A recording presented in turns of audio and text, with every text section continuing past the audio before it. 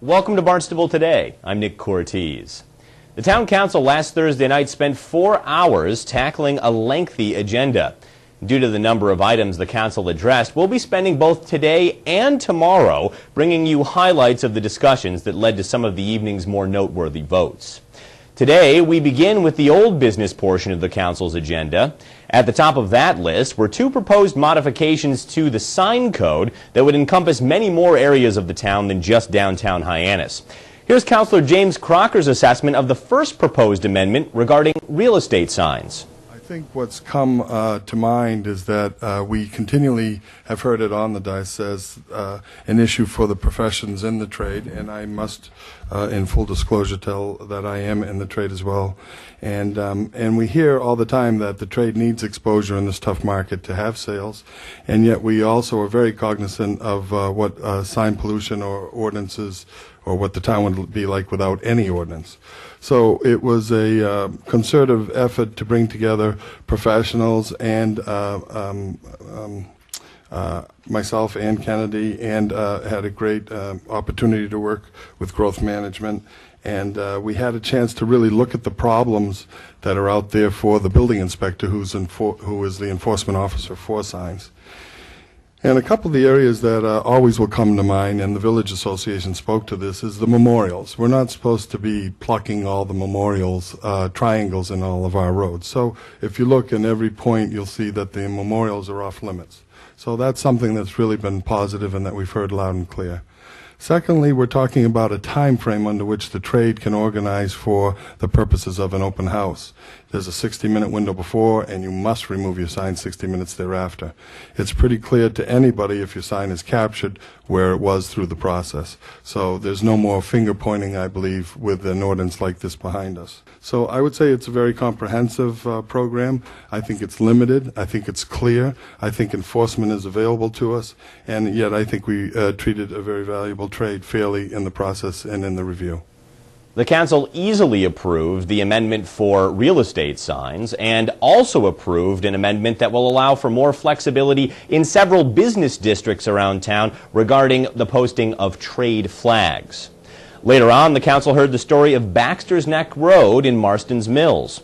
Property owners there have been trying to utilize the town's temporary repair to private roads program, which allows residents of private roads to take advantage of the town's ability to borrow money and secure contractors for road repairs.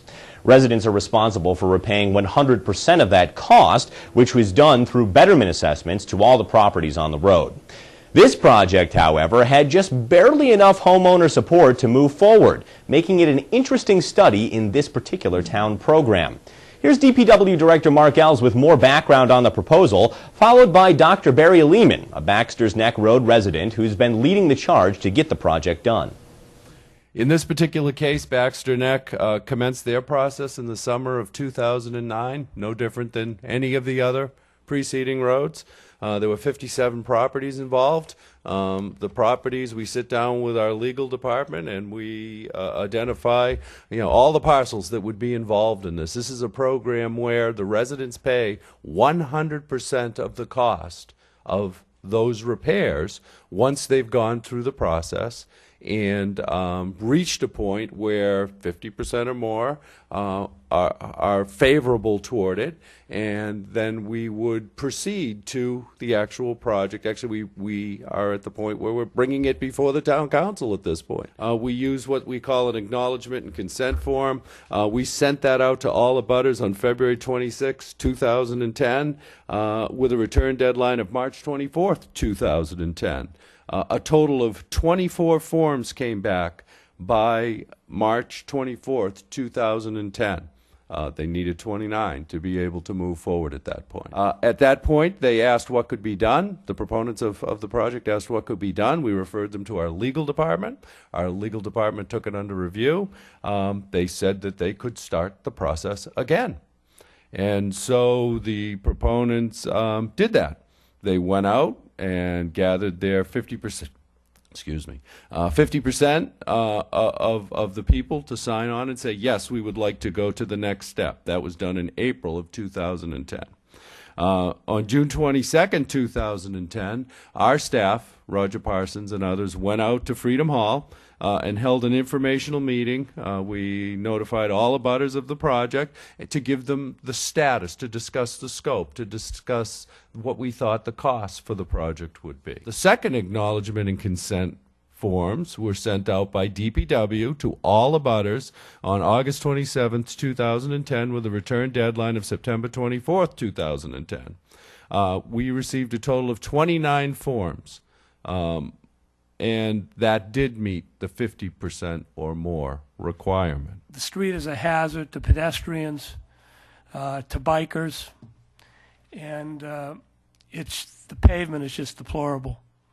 I worked very, very hard with Roger Parsons and with Mark Ells at DPW. They're wonderful, and they've worked hard on this project.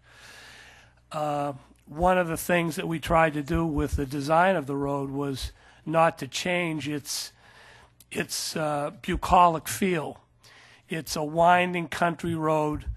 There's corners, it goes up and down, and I think everybody, both the opponents and the supporters of the road, didn't really want to change the character of the road. And I think that that Mark Ells and Roger did a masterful job designing it. It basically is the same road, but now with some drainage to keep the water off the road, which is what destroyed the pavement in the first place.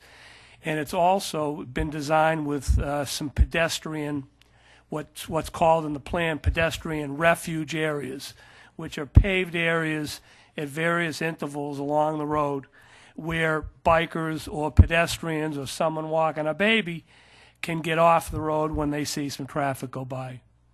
So I think that what we'll have if you approve this project is it'll be recognizable certainly as Baxter's Neck Road. We'll just have better pavement, and we'll have proper drainage. We'll have these pedestrian refuge areas, and I think we'll have an incredibly more safe road. Ultimately, the council stuck with the town's policy to honor the wishes of the majority of a private road's residents and voted to authorize $350,000 in borrowing to fund the road repairs, which the property owners on Baxter's Neck Road must repay in full. Finally, today we move from roads to roosters. For several months, complaints have been coming in from residents who are continually disturbed by loud roosters being kept in neighboring backyards. The answer? New rooster regulations, which the council also approved last Thursday.